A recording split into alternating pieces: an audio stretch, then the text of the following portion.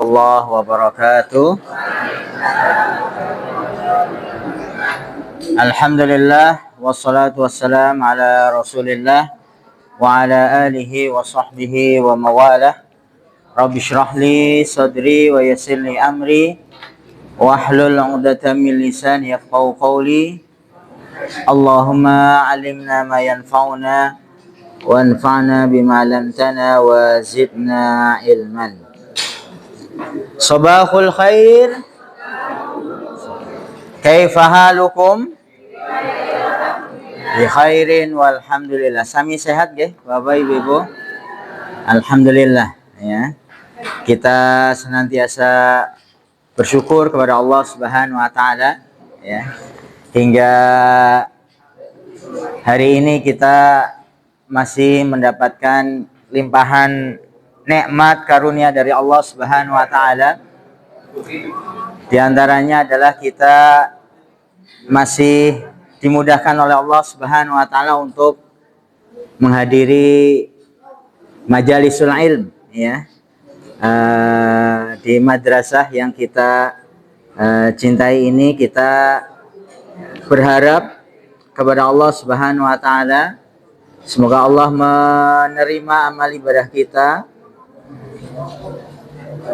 dan kita diberikan keistiqomahan ya, di dalam beribadah. Kita absen terlebih dahulu Bapak Ibu. Pak Agus Santoso hadir. Bu Ambar hadir. Bu Andi Endang. Ada Bu Andi? Oh Masya Allah. Alhamdulillah. Bu Astuti izin ya. Yeah. Bu Bekti Rianti hadirah. Bu Devi ini izin ya. Yeah. Bu Dwi Yuliarti hadirah. Bu Eri Yuliani hadirah. Bu Erni Maija hadir. Bu Eti Puji hadir. Bu Etika izin. Bu Handayani hadir. Pak Harsono hadir. Bu Heni Yuniarti, Bu Hikmastuti hadir. Bu Lis Ismiati hadir. Pak Muntorik belum. Bu Musinem hadir. Pak Muslih hadir. Pak Pujiarto hadir. Bu Purbaningsih hadir. Bu Rasmini, Bu Retni Astuti hadir. Bu Rohani hadir. Bu Rosida hadir. Bu Salbia izin. Bu Siti Khotijah hadir. Bu Siti Nuryati hadir. Bu Siti Rahayu, Bu Siti Sarifah hadir. Bu Siti Sugianti, Bu Siti Suriah, Pak Sugihartoyo hadir. Pak Suharjo, Bu Sukarni hadir. Bu Sumarsi, Pak Suparman, Pak Supriyo hadir. Bu Surati hadir. Pak Wargono hadir. Bu Wasmiati hadir. Bu Wigati Ningsih hadir. Pak Aris hadir. Bu Yeti, mana Bu Yeti? Ada? Izin ya? Ya. Bu Subekti izin juga. Bu Siti Nurahayatun izin.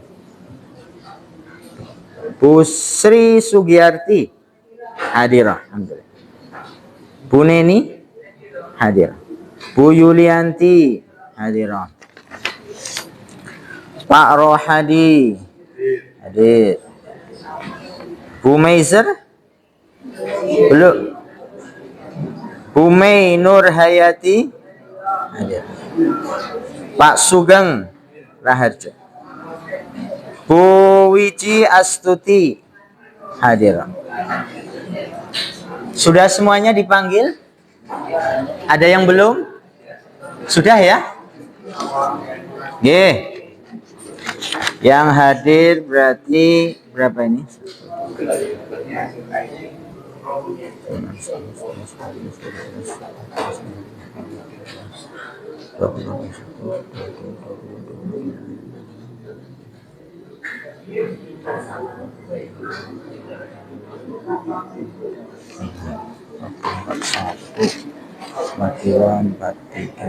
Empat puluh lima. Alhamdulillah.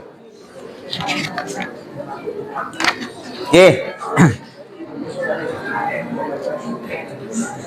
Bapak, Ibu-ibu yang semoga senantiasa dirahmati oleh Allah Subhanahu wa taala. Biidznillah, atas izin Allah, insyaallah kita akan kembali melanjutkan kajian kita atau bahasan kita masih berkaitan dengan tauhid, nggih. Ya. Masih ada yang kosong ya, 2 ya, Pak ya. Nggih. Terakhir kita sampai pada kandungan bab ya. Yang keberapa Bapak Ibu-ibu?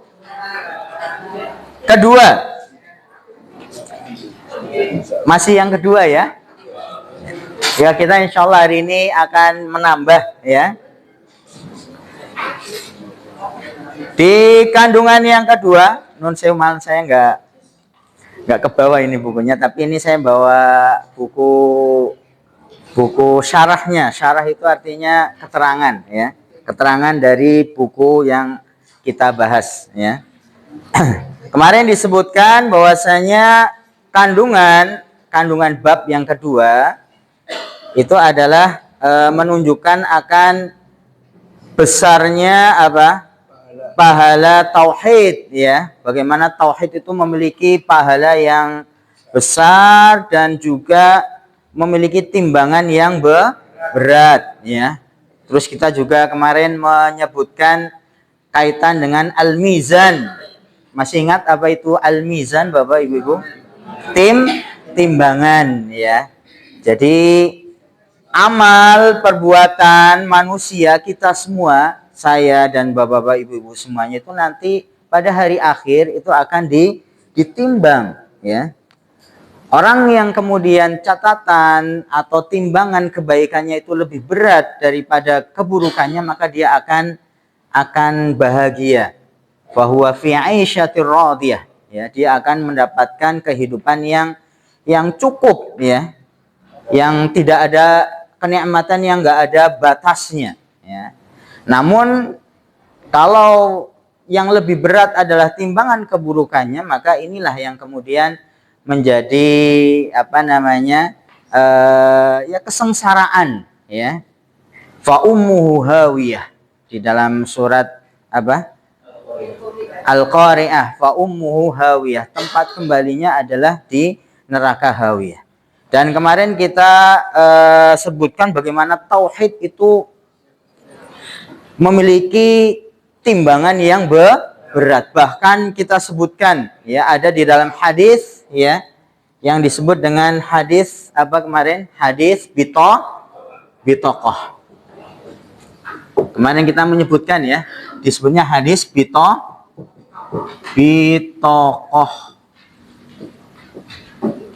Bitoqoh itu artinya adalah bitoqoh itu kartu ya, lembaran kecil ya.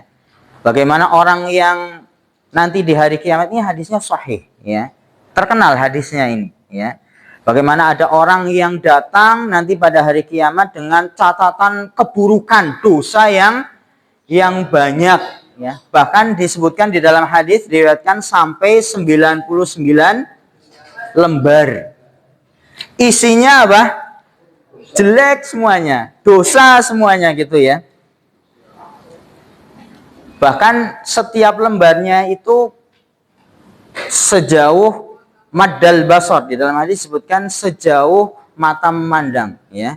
Jadi bertumpuk-tumpuk dan satu lembarnya sangat lebar gitu ya, luas. Isinya dosa semuanya. Tetapi ketika Allah kemudian bertanya kepada orang tersebut, apakah engkau mengakui dosa-dosa yang telah engkau lakukan? Iya. Sampai orang itu merasa nggak punya kebaikan. Tetapi Allah Maha Adil. Ya, Allah Maha Adil. Ternyata di dalam diri hamba tersebut, walaupun dia berbuat dosa, ketika di hadapan kepada Allah Subhanahu wa taala, ternyata dia tidak pernah berbuat kesyirikan sekecil apapun, ya. Maka Allah berikan kepada hamba tersebut tadi kartu, ya, yang isinya adalah tulisan kalimat tauhid la ilaha illallah. Maka ketika ditimbang catatan keburukannya dan tadi keimanan atau alias orang itu adalah mentauhidkan Allah Subhanahu wa taala, malad bihinna kalimah la ilaha illallah. Ternyata lebih berat timbangan yang di situ ada kalimat apa? La ilaha illallah. Ini hadis yang sangat jelas menunjukkan bagaimana tauhid, ya, itu memiliki apa? Pahala yang besar alias memiliki timbangan yang berat nanti di sisi Allah Subhanahu wa taala. Namun hadis ini bukan difahami dengan pemahaman yang keliru gitu ya. Berarti nggak apa-apa, ya. Kita bermaksiat gitu ya. Toh nanti kalau sing penting beriman kan gitu ya. Itu akan menebus dosa-dosa kan gitu. Bukan difahami seperti itu, ya. Karena nanti dikuatkan di hadis yang lain juga bagaimana ada orang yang hidupnya itu diisi dengan kebaikan-kebaikan gitu ya, ibadah, tetapi ditakdirkan oleh Allah Subhanahu wa taala di akhir hayatnya ternyata berbalik gitu ya. Berubah, yang awalnya baik tahu-tahu di akhir hayatnya berubah menjadi buruk, maka ya kembalinya adalah ke neraka. Ya. Ada juga sebaliknya orang yang ketika di dunia banyaknya adalah berbuat apa? Keburukan terus gitu ya. Tapi Allah takdirkan sebelum dia meninggal dia berubah menjadi baik, melakukan kebaikan, ya, bertobat kepada Allah Subhanahu wa taala, maka tempat kembalinya adalah ke surga. Jadi memang kita tidak boleh ya kemudian merasa cukup, ya, merasa aku wis amalane wis aku wis haji, aku wis sudah bisa berinfak dengan harta yang banyak. Itu tidak, jangan kemudian menjadikan kita itu ujub tadi ya, berbangga dengan amal, ya. Ini hasil dari ya ketakwaan saya gitu ya. Ini berbangga dengan amal, ya. Kalau itu kemudian menjadikan orang itu ujub, ya, tidak mengembalikan kepada Allah, ya harusnya kan orang itu bersyukur, alias ketika dia bisa beramal pun, ya, bisa melakukan ketaatan, itu juga dikembalikan kepada Allah. Saya bisa sholat ini ya berjamaah, saya bisa rajin menghadiri majelis taklim gitu ya, saya rajin bisa apa lagi Pak? Iya, bisa bertemu dengan ya teman-teman yang soleh, itu kembalikan kepada Allah. Ini adalah karunia dari Allah, taufik, bimbingan dari Allah, bukan dikembalikan kepada diri sendiri, bukan, ya. Inilah yang disebut dengan syukur dengan hati, itu mengakui segala bentuk kenikmatan itu adalah asalnya dari siapa? Dari Allah. Itu bersyukur dengan hati, ya. Nah, ini kemarin poin yang kedua adalah berkaitan dengan banyaknya pahala yang itu didapatkan oleh orang yang mentauhidkan Allah Subhanahu wa taala. Kemudian yang ketiga, kalau yang ketiga apa disebutkan di situ Pak Ucin apa?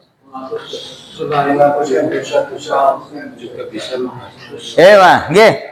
Jadi ini termasuk juga keistimewaan atau keutamaan dari tauhid. Ya, tauhid selain poin yang kedua adalah memiliki pahala yang besar, timbangan yang berat. Juga tauhid itu akan menghapus dosa, ya. Karena di dalam judulnya itu juga disebutkan di situ, ya. Judulnya adalah keutamaan keistimewaan tauhid, dan tauhid itu menjadi sebab, ya, untuk menghapus dosa, ya. Dan bukan berarti orang yang muwahhid, ya. Nah, ini ada tauhid. Tauhid itu kan amalnya, ya. Tauhid mengesahkan Allah. Tetapi kalau orang yang mengesahkan Allah itu disebutnya apa?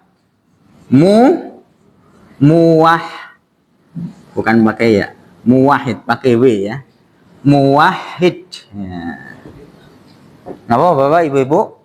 Muwahhid itu orangnya, orang yang bertauhid, yang mengesahkan Allah ketika beribadah itu hanya kepada Allah, itu disebutnya adalah muwahhid.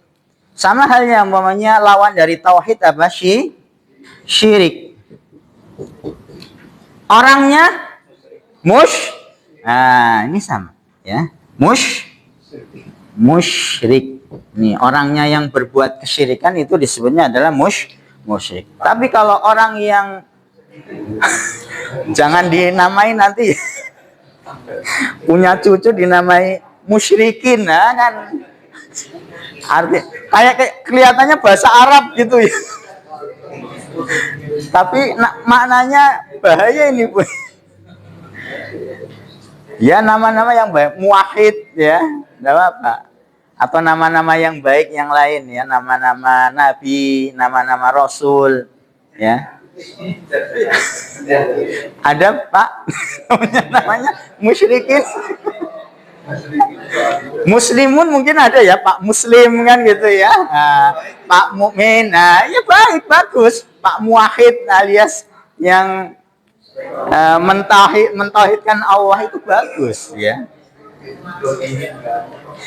Jadi nggak mesti kata-kata yang di dalam Al-Quran bahasa Arab itu mesti langsung maknanya bagus, tidak gitu, ya.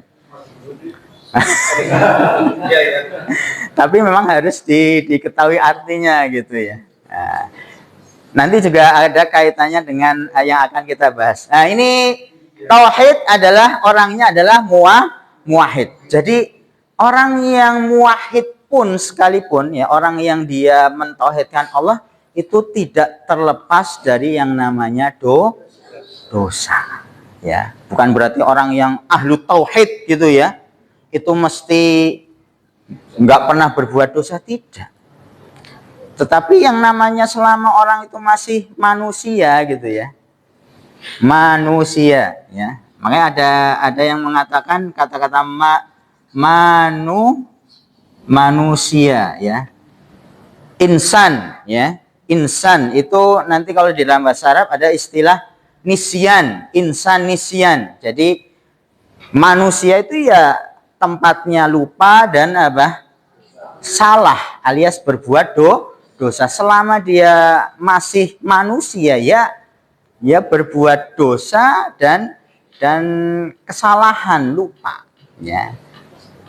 Tapi disebutkan, ya, sebaik-baik orang yang sudah terlanjur berbuat dosa adalah apa? Dia bertobat. Itu yang membedakan antara kita orang yang mukmin, muslim, ketika berbuat dosa bersegera untuk bertobat, minta ampun kepada Allah Subhanahu wa taala, ya. Maka sama ini disebutkan kalau berkaitan dengan poin yang ketiga ini, ya, bahwasanya tauhid itu sendiri dia akan bisa menghapus dosa. Ya, karena tadi manusia itu ada kalanya dia berbuat kemaksiatan, ya. Ini disebutkan fal insan qad taghlibuhu nafsahu ahyanan. Jadi manusia itu kadang-kadang kalah dengan ya jiwa buruknya gitu, ya. Jadi perlu diketahui Bapak Ibu-ibu, kita itu sebagai manusia itu punya musuh.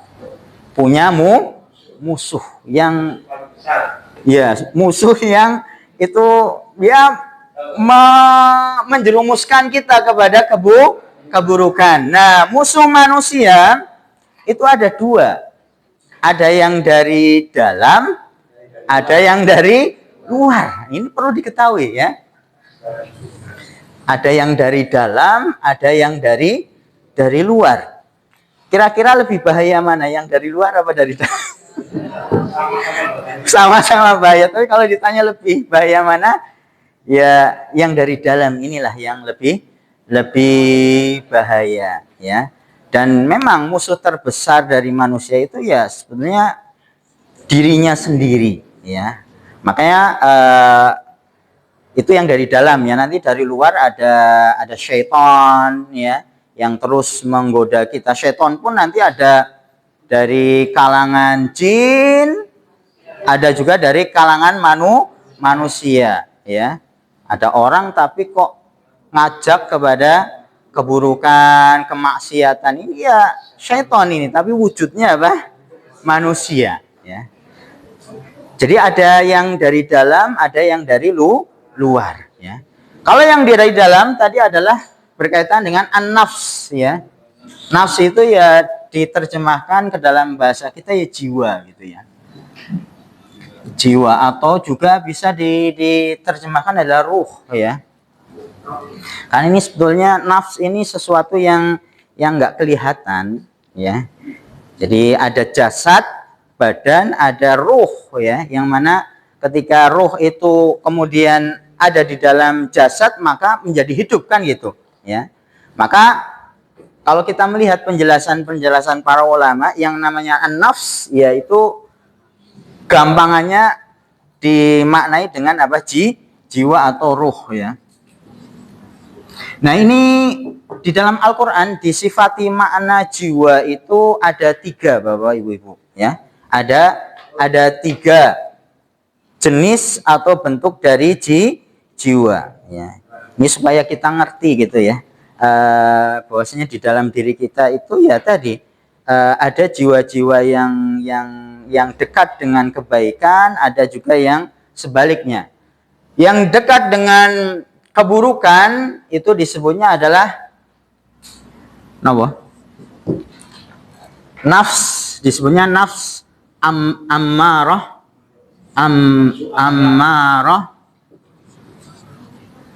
bisu ya.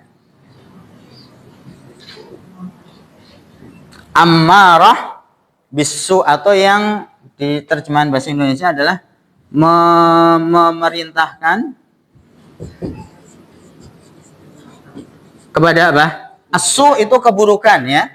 Memerintahkan kepada keburukan. Ini di dalam Al-Qur'an disebutkan ya. Jenis yang pertama adalah jiwa atau ruh yang buruk ya, yang senantiasa mendorong orang itu untuk berbuat keburukan ya. Kalau kemudian orang itu melakukan kebaikan, maka jiwa yang jelek ini akan apa? Akan mencela gitu ya. Kenapa sih kok melakukan kebaikan kan gitu? Bukan malahan keburukan yang dilakukan. Ini jiwa yang buruk itu seperti itu. Senantiasa memerintahkan kepada keburukan dan menghalang-halangi untuk orang berbuat baik ya. Ini di dalam Al-Qur'an itu disebutkan di dalam surat di dalam surat Yusuf ya. Surat Yusuf ayat 53. Ini di dalam Al-Qur'an surat Quran surat Yusuf ayat 53. Ini ketika menyebutkan Imra'atul Aziz ya. Wanita yang mencoba menggoda siapa? Nabi Yusuf alaihissalam ya. Kemudian dia mengatakan apa? Wa ma ubarri'u nafsi, dan tidaklah aku menganggap jiwaku itu suci alias tidak berbuat dosa. Innan nafsa la ammaratum bisu ya. Karena sesungguhnya jiwa itu la ammar tadi. mengajak, memerintahkan kepada perkara-perkara yang buruk. Jadi ini jenis yang pertama, ya. Ada jiwa yang disebut dengan ammarah bisu, jiwa yang terus mendorong, ya, mengajak kepada keburukan. Jelas niki Bapak Ibu, ammarah bisu ini disebutkan di dalam Al-Quran. Atau kemudian jenis yang kedua dari jiwa. Nah, jiwa yang kedua ini di tengah-tengah antara yang baik dan yang buruk. Jadi jiwa yang kadang-kadang memerintahkan kepada kebaikan, tapi juga kadang-kadang apa? Memerintahkan kepada keburukan. Ya. Tapi bedanya dengan yang ammarah bisu, ini yang kedua ini disebutnya adalah nafsul lawwamah. Kenapa? Lawwamah. Pernah dengar sebelumnya? Nafsul lawwamah itu di tengah-tengah, ya. Kadang-kadang memerintahkan kepada kebaikan, kadang-kadang lawwamah, ya. Lawwamah, ya. Ini kadang-kadang memerintahkan kepada kebaikan, tapi juga kadang-kadang memerintahkan kepada keburukan, ya. Dan nafsul lawwamah ini kalau orang itu kemudian melakukan keburukan, maka jiwanya akan apa? Akan mencela gitu. Kenapa kok melakukan keburukan, kan gitu. Ini nafsul lawwamah, ya. Apakah ada dalilnya di dalam Al-Quran? Ada, ya. Ini di dalam surat apa? Al-Qiyamah, ya. Surat Al-Qiyamah ayat 1 dan 2, ya. Lawwamah.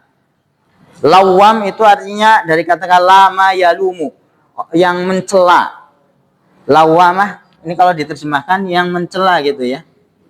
Yang mencela. Maksudnya mencela apa? Kalau kemudian orang itu melakukan keburukan, maka nafsul lawwamah ini akan mencelanya. Kenapa sih engkau melakukan keburukan, kan gitu. Walaupun kadang-kadang memang lawwamah itu sendiri tadi, ya, mengajak kepada keburukan. Tapi lebih kepada tadi kebaikan gitu, ya. Ketika melakukan keburukan dicela, ya, lawwamah. Ya. Ini di dalam surat apa? Al-Qiyamah, ya. Ayat 1 dan 2 ini ada di dalam Al-Quran. La uqsimu biyaumil qiyamah wa la uqsimu bin nafsil lawwamah. La uqsimu biyaumil qiyamah ini juz berapa, Bu? Juz 29, ya.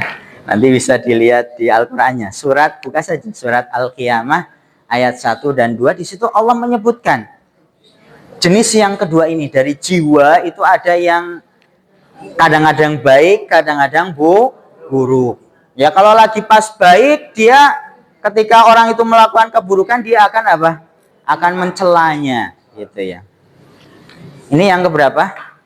Kedua, ya. Yang ketiga apa? Nah, ini yang baik, ya. Disebutnya adalah apa, Pak? Nafsul mutmainnah. Pernah mendengar nggih? Mutmainnah. Atau yang tenang, ya. Yang tenang. Nah. Ini ya jiwa yang apa namanya? Yang dia akan tenang ketika berzikir kepada Allah Subhanahu wa taala, di dalam terus apa namanya? Tenang ketika melakukan ketaatan kepada Allah Subhanahu wa taala. Ini yang disebut dengan apa? Nafsul mutmainnah.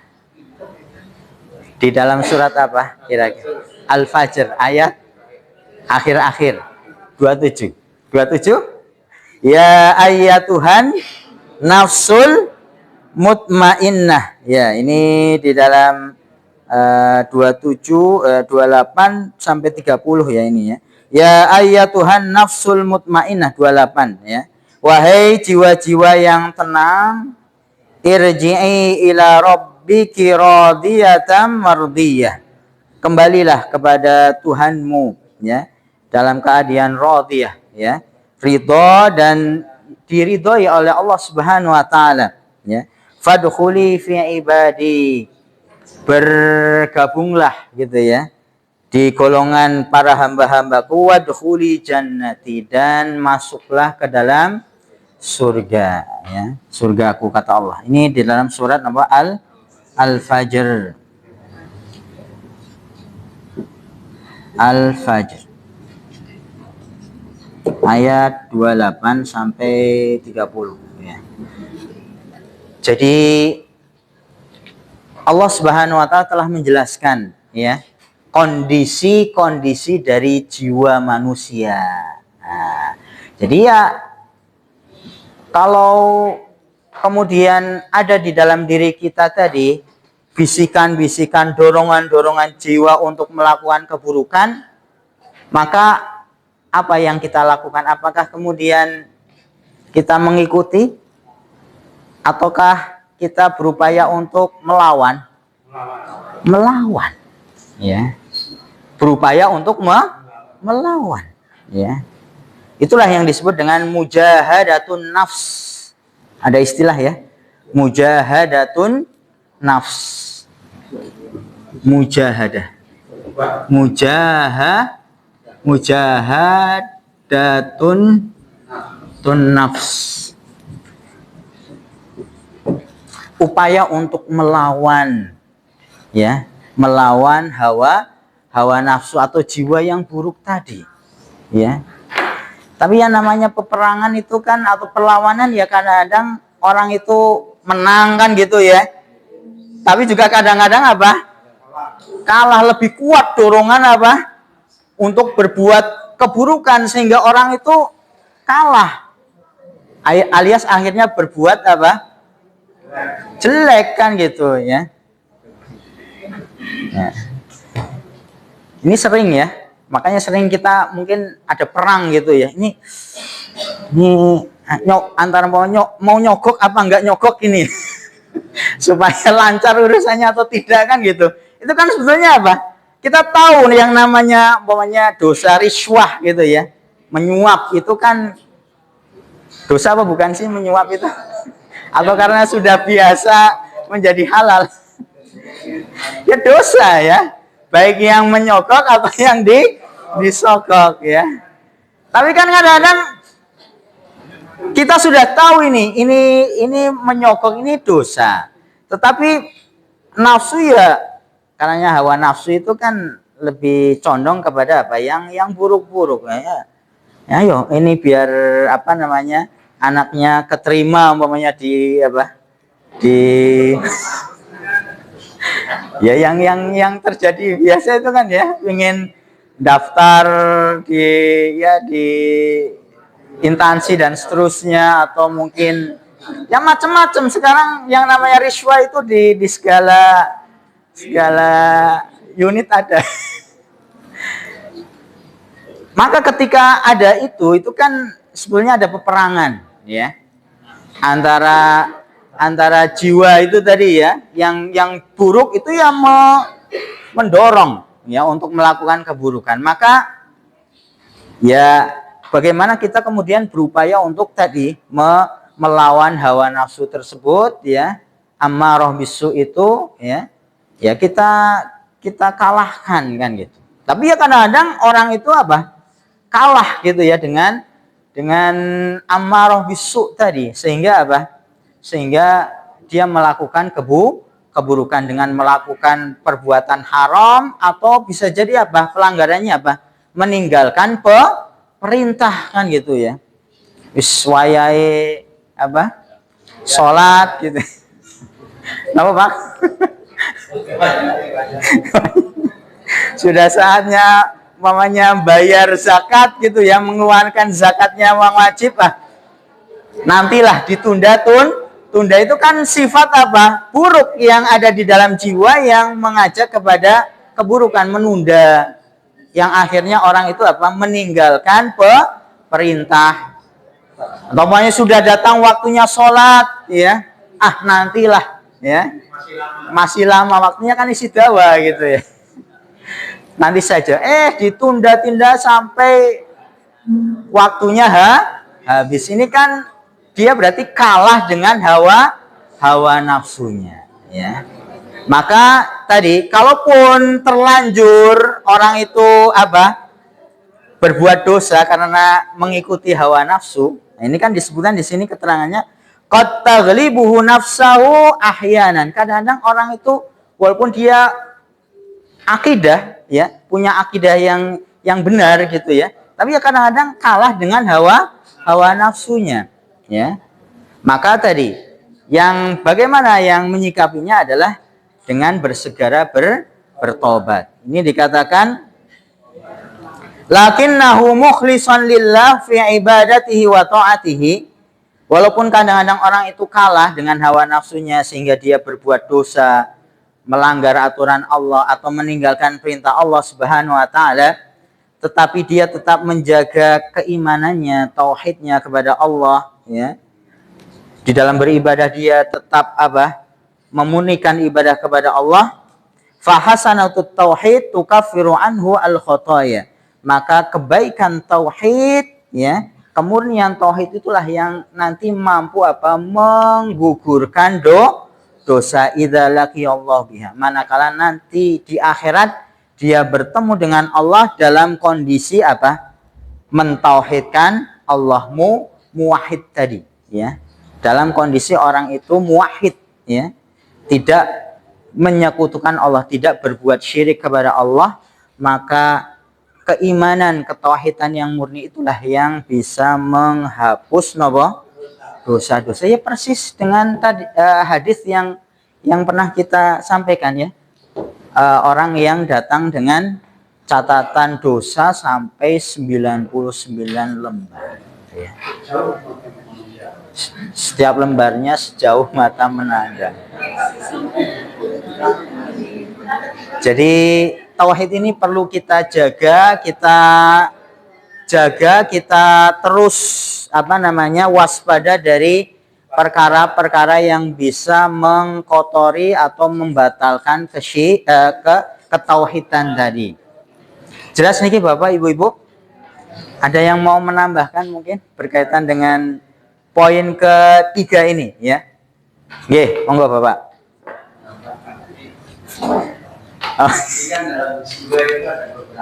Iya, nggih. Kategori yang mana misalnya orang jiwanya memerintahkan keburukan, tapi raganya tidak mau itu, raganya yang tidak mau, jiwa raganya yang Iya. Jiwanya memerintahkan kepada keburukan, ngajak ini busuk. Nah, terus tapi raganya enggak melakukan itu. Berarti dia enggak berbuat dong. Ya. Berarti dia berhasil mengalahkan itu sebetulnya, Pak, ya. Jadi betul, Bapak Ibu-ibu, jadi menurut keterangan para ulama ini di dalam jiwa itu ya ada yang mengatakan ada tiga-tiganya ini, atau ada juga yang mengatakan sebetulnya ada dua, ya, ada dua saja, yaitu yang amarah bisu dan mutmainnah. Adapun yang ketiga ini yaitu kadang-kadang ke yang pertama, kadang-kadang yang kedua. Namun juga perlu diketahui ini kan jiwa secara keumuman, ya. Namun nanti ada yang di dalam diri kita atau di dalam tubuh kita itu yang disebut dengan al-qalb. Apa? Al-qalbu.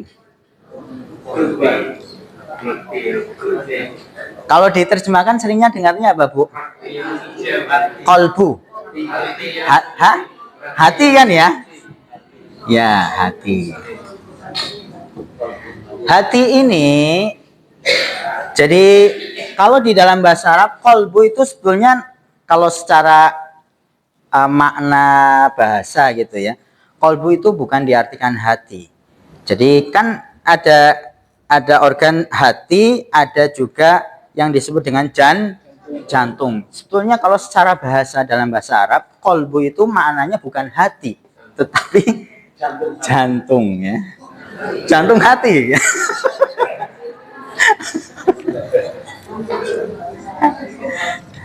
Ya ini apa namanya? Kalau mau dikembalikan ke makna asalnya gitu ya. Tapi memang banyak yang menerjemahkan kemudian dengan kata-kata hati. Sebetulnya kalau hati di dalam bahasa Arab itu disebutnya bukan kolbu tetapi kabidun. Kabid. Nanti bisa dilihat di kamus bahasa Arab. Kabidun itu hati ya. Namun ya ini sudah menjadi apa namanya banyak yang memaknai kolbun itu hati, dan ini sifatnya juga adalah sesuatu yang nggak nampak kan gitu ya, nggak bisa kita lihat ya. Nah hati ini nanti yang berperan Bapak ya, Bapak Ibu, berperan yang itu akan menggerakkan apa? Menggerakkan anggota badan ya. Makanya hati itu juga nanti disebutkan oleh para ulama ada jenis-jenisnya ya. Ada al-qalbul marid, hati yang sakit. Hah? Jadi lebih kepada sesuatu yang maknawi, yang enggak. Ya, kalau dari segi bahasa organnya itu adalah qalb, itu jantung gitu ya. Tapi ini sebetulnya sesuatu yang maknawi, yang itu adalah hati itu sebagai panglimanya ya. Kalau di dalam tubuh itu hati itu adalah panglimanya yang menggerakkan, kemudian tangan bergerak, kaki melangkah, itu adalah hati ya. Makanya kalau hati tadi kemudian para ulama membagi lagi, hati itu ada hati yang sakit nanti ya, qalbun marid ya, ada juga qalbu apa al-marid yang sakit. Oh, yang pertama qalbul mayit ya, hati yang mayit sudah mati ya. Kemudian yang kedua adalah qalbu al-marid yang sakit. Nah, kemudian yang ketiga adalah qalb as-sahih yang sehat ya. Salim, sahih atau salim, hati yang sehat. Maka kalau hati yang sehat itulah yang kemudian apa? Menggerakkan orang untuk apa? Melakukan amal-amal kebaikan ya. Tapi kalau sebaliknya qalbul marid atau qalbul mayit apalagi, inilah yang kemudian apa? Menggerakkan orang untuk melakukan ya amal-amal keburukan ya. Dan di dalam hati inilah kemudian nanti tempat dari amalan-amalan hati ya, atau ucapan-ucapan hati ya. Ya keimanan ya. Kemudian nanti orang pokoknya ketika akan melakukan dia berniat yang baik ya. Niat karena Allah, ini tempatnya di mana? Di hati, al-qalb tadi ya. Orang pokoknya memiliki sifat apa? Tawakal, pasrah kepada Allah, memiliki sifat sabar ya dengan ketentuan Allah Subhanahu wa taala, takut kepada Allah, ikhlas di dalam melakukan amal. Ini tempatnya di mana? Al-qalb. Jadi ruh itu atau jiwa tadi keseluruhan, adapun yang di dalamnya itu ada qalb ya. Yang itu sebagai apa? Sebagai panglimanya atau pemimpinnya dari anggota badan ya. Makanya tadi kalau ada jiwa yang kemudian menyuruh kepada hal yang buruk, tetapi karena qalbnya dia salim, qalbun salim ya, maka dia akan melawan tidak mau mengikuti apa tadi bisikan, ajakan untuk melakukan keburukan. Dan ini ada di dalam ya di jiwa kita ya. Makanya di dalam hadis itu kan ada, ketika walaupun hadis ini dikatakan oleh para ulama dhaif ya, lemah. Itu Nabi pernah mengatakan ketika pulang dari berjihad ya, berperang di medan perang, mengatakan kita kembali dari jihad yang kecil menuju kepada jihad yang besar. Ya. Dalam artian apa? Ya karena orang melawan, ya, mujahadatun nas, ya, melawan hawa nafsunya itu lebih berat. Ya. Dikatakan oleh para ulama, kenapa kok lebih berat? Iya, kalau perang melawan musuh dengan orang-orang kafir dalam artian di medan perang gitu ya, bukan di kondisi aman gitu ya, di peperangan, itu kan bisa jadi mungkin setahun, kalau zaman Nabi ya mungkin setahun sekali kan gitu ya, tidak setiap waktu. Beda halnya dengan orang berjihad, berperang melawan hawa nafsu, bisa jadi setiap waktu. Iya, setiap waktu terus ya ngajak kepada ya tadi kemalasan mungkin ya, kemalasan, leha-leha, malas-malasan, tidak mau menjalankan perintah, ini terus ada terus. Makanya ini mujahadah, peperangan jadi ya. Yaitu kadang-kadang ya kita kalah gitu ya. Kadang-kalanya mengikuti hawa nafsu, maka tetapi sebagai mukmin dalam yang mana? Jantung atau hati ini ya diri kita sebagai, ya istilahnya kalau mau diibaratkan ya yang melawan panglimanya gitu ya, untuk melawan siapa? Tadi ammaroh bisu ya. Dan itu bisa jadi setiap saat ya. Dan ya kalau kita bergantung kepada diri sendiri, ya manusia itu lemah, Bapak Ibu ya. Manusia itu lemah ketika berperang melawan hawa nafsunya, atau mungkin nanti ketika datang godaan dari luar, dari syaitan, bisikan syaitan gitu ya, rayuan gitu ya. Kan ada banyak gitu ya, rayuan, umpamanya orang yang punya kedudukan ya, awalnya dia mau bersikap adil gitu ya, tapi karena ada sogokan gitu ada iming-iming ya, yang itu mungkin nggak kecil gitu ya, kan ada yang goyah ya. Maka itu pentingnya kita senantiasa meminta pertolongan dari Allah ya, isti'anah ya. Makanya Nabi mengatakan di dalam hadis ihris ala ma yanfa'uk, engkau bersungguh-sungguh untuk melakukan setiap amalan yang itu bermanfaat untuk dirimu, wasta'in billah, dan mintalah pertolongan kepada Allah. Itu penting ya, kita terus minta kepada Allah pertolongan, dilindungi, dikuatkan jiwa kita untuk melakukan kebaikan, tidak mudah melakukan keburukan. Ini penting ya, karena kalau kita bersandar kepada diri kita, kita itu gampang kalah, lemah ya, kita itu lemah. Maka butuh ada Allah Subhanahu wa taala ya, yang menguatkan kita ya. Jadi doa itu penting. Doa itu silahul mukmin. Doa itu senjatanya orang yang beriman ya. Ya kadang-kadang orang itu kan ya namanya hawa nafsu itu kan lebih condong kepada hal-hal yang buruk kan gitu. Maka kita berdoa kepada Allah, Allahumma habib ilainal iman, ya Allah jadikan keimanan itu sesuatu yang aku sukai, cintai ya. Wa karrih ya ilainal kufra ya. Ya Allah jadikan kekafiran, kemaksiatan itu sesuatu yang aku benci. Itu adalah doa-doa yang terus ya, yang diajarkan oleh Nabi. Di dalam Al-Qur'an juga ada ya. Kita berlindung kepada Allah min syarri nafsi ya, wa min syarri syaitan wa syirkih. Di dalam doa zikir pagi petang itu ada ya. A'udzubika min syarri nafsi, ya Allah aku berlindung kepadamu dari keburukan jiwa. Karena jiwa tadi ammaroh bisu itu mengajak kepada keburukan. Jadi di dalam syariat kita Nabi sudah mengajarkan ya senjata-senjata untuk melawan dari jiwa yang buruk tadi.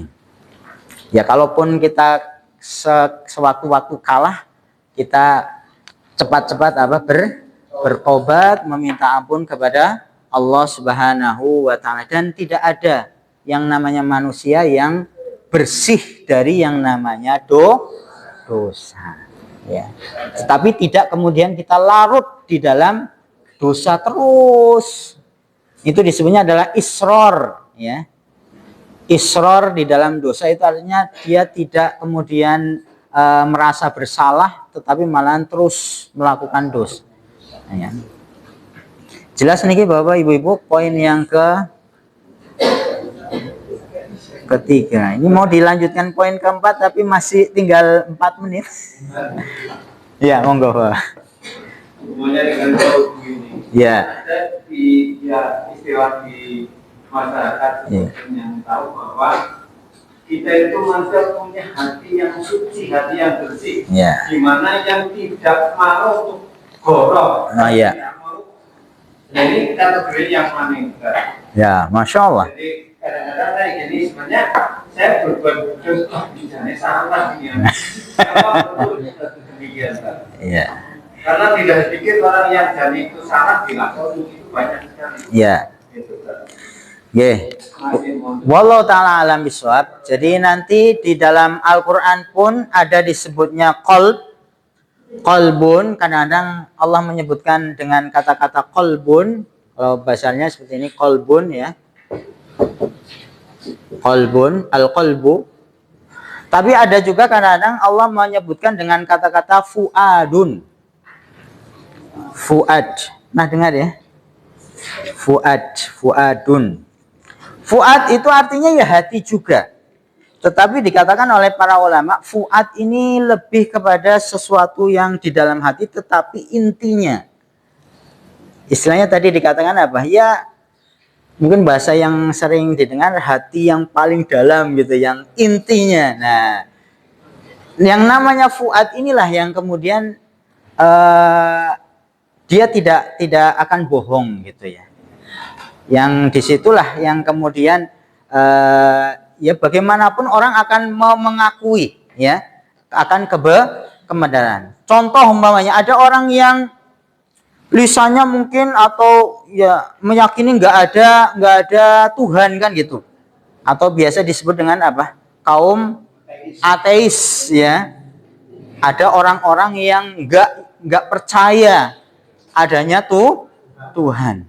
Loh, terus ini alam semesta apakah terjadi dengan sendirinya? Ini yang ada di dalam diri sendiri, apakah ini kemudian menciptakan diri sendiri? Maka sebetulnya di dalam hatinya, fuadnya itu ya tetap meyakini pasti ada yang menciptakan. Tidak mungkin ya yang begitu indah, yang begitu teratur, yang begitu besar ini, langit, matahari, bumi, bulan, ada hewan, ini apakah yang begitu rumitnya gitu ya, kok bisa menciptakan dirinya sendiri? Kan ini tidak mungkin. Maka sebetulnya di dalam hatinya yang paling dalam itu pun tetap meyakini bahwasanya yang ada yang menciptakan. Jadi dari istilah saja itu bisa diketahui memang ada di bagian hati itu pun ada intinya yang paling dalam, itulah yang disebut dengan fuad, yang di situ orang itu tidak akan memungkiri akan suatu kebenaran. Wallahu taala misal, seperti itu. Ya. Ibu-ibu monggo kalau ada yang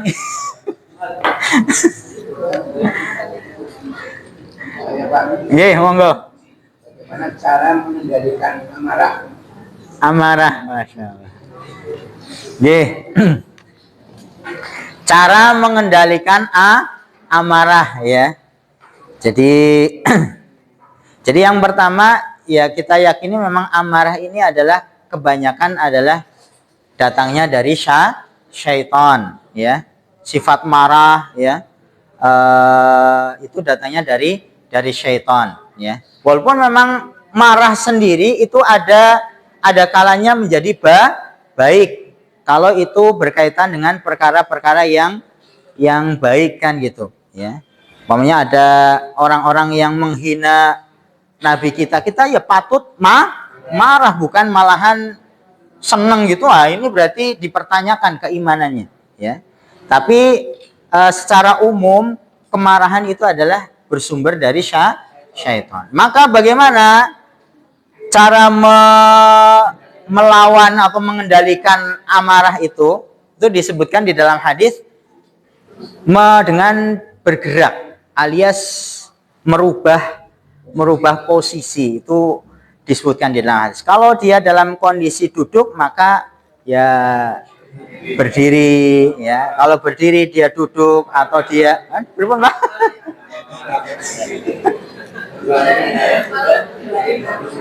ya, atau kemudian menghindar gitu, ya, beralih, ya, atau bergerak umpamanya, termasuk juga ada berwudu, ya, untuk menghilangkan tadi marahnya itu. Insya Allah setelah berwudu ya lebih tenang, ya. Jadi bergerak, ya, beralih melakukan kegiatan, ya. Kemudian yang kedua adalah dengan meyakini, ya, bahwasanya orang yang mampu menahan amarah itu akan mendapatkan pahala. Menahan amarah itu dapat mendatangkan pahala.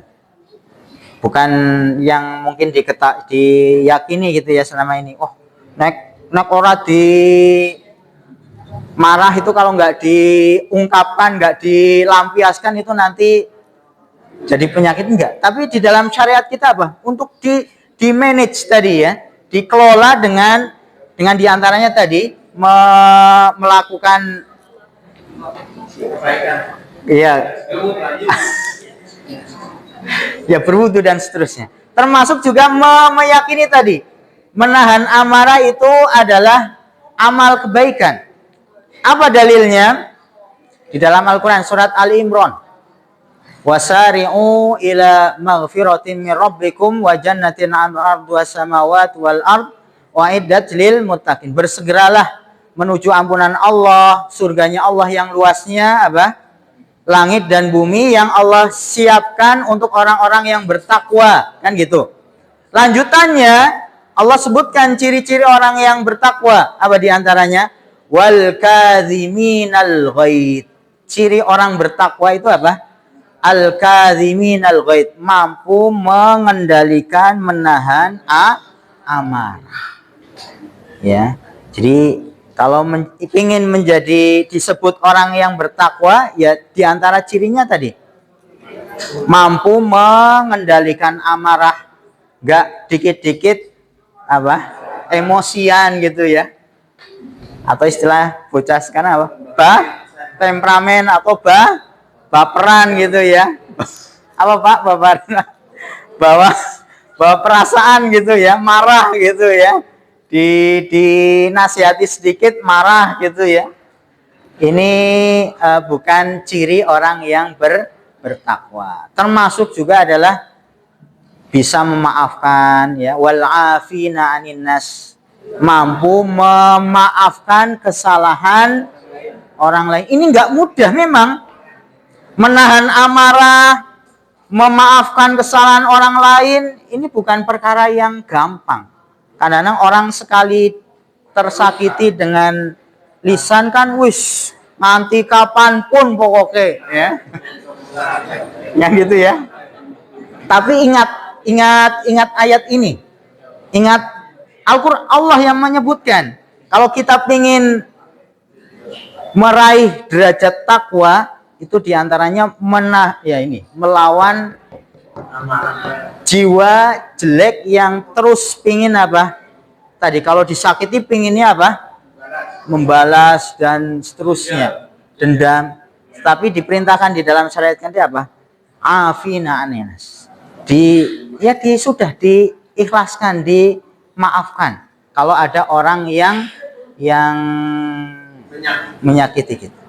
Dan itu dipraktekkan oleh Nabi, ya.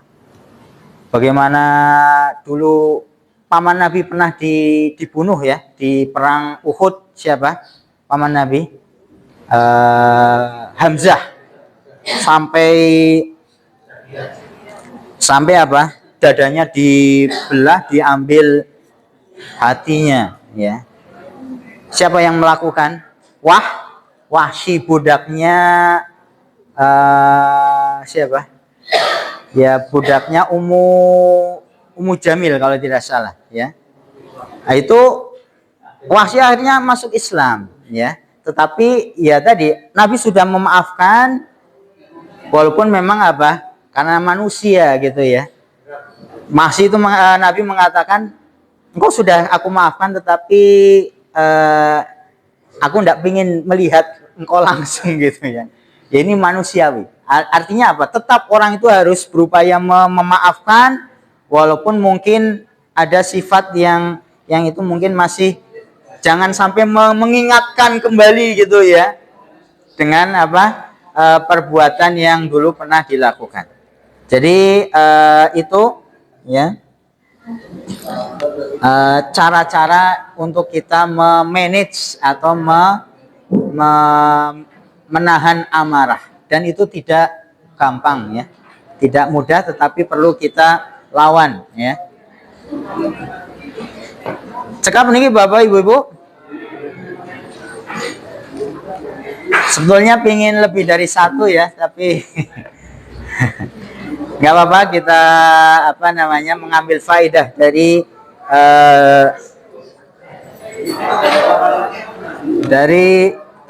kandungan bab, insyaallah.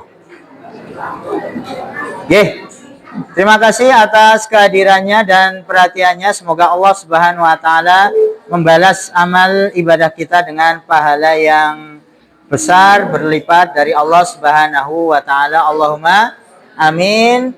Kita akhiri dengan doa kafaratul majlis. Subhanakallahumma bihamdika asyhadu an la ilaha illa anta astaghfiruka wa atubu ilaik. Assalamualaikum warahmatullahi wabarakatuh.